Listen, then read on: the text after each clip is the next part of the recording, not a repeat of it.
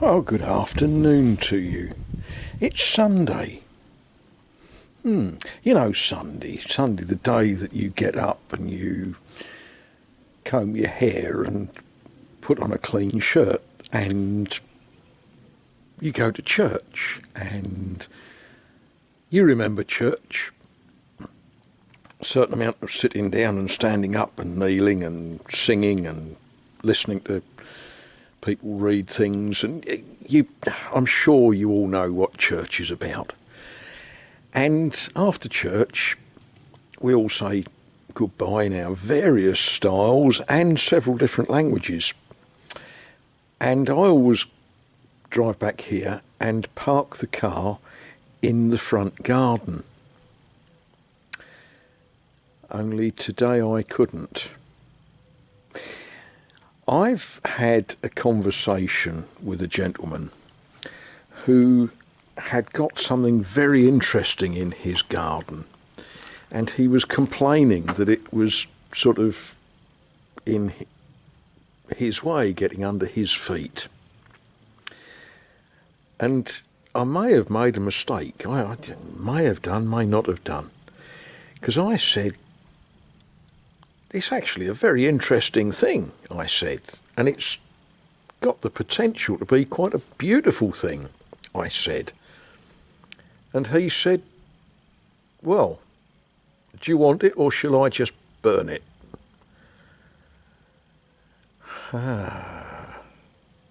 Anyway, I said it's way too interesting to burn.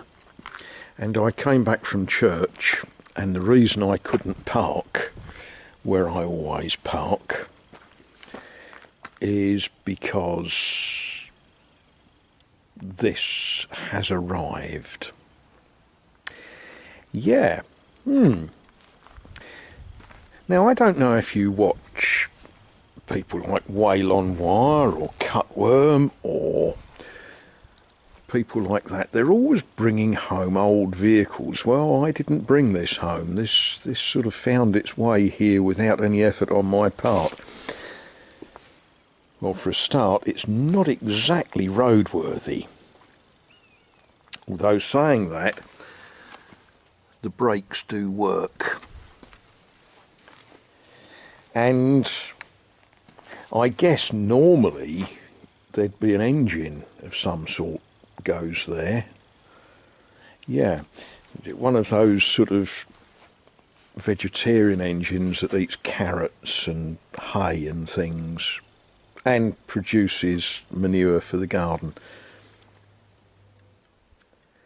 But isn't this an absolute gem? I don't yet really know, well, I don't know quite what it is. Yeah, okay, we know what it is. It's a little two-seat horse. We could in English call it a gig. In French, this particular style is sometimes referred to as a calèche. I think I got that right. A calèche is actually a type of hat, but because this has got a top on it that's very similar to that type of hat, this type of thing is often called a calèche. Yeah.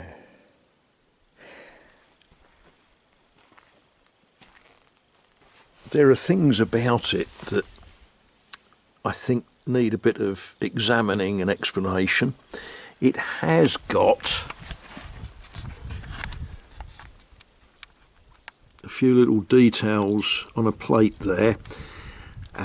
This plate actually tells us who it once belonged to.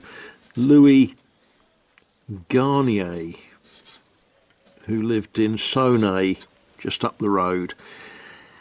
I don't know who that man was or when he lived just up the road or anything about him. I've got a feeling I'm going to be asking people a bit about who he was.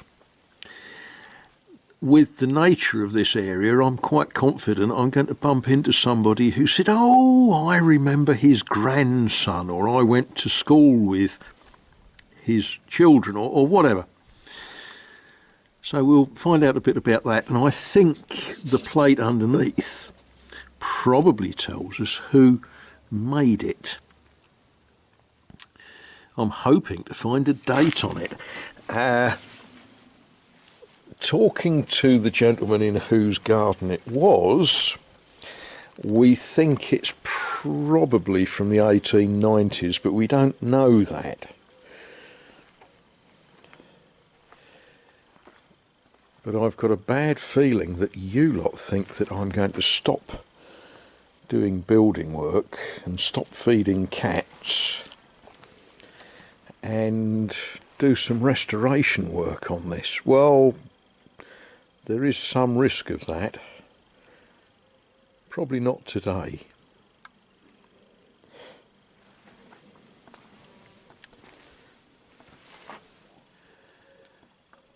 But what a fascinating thing.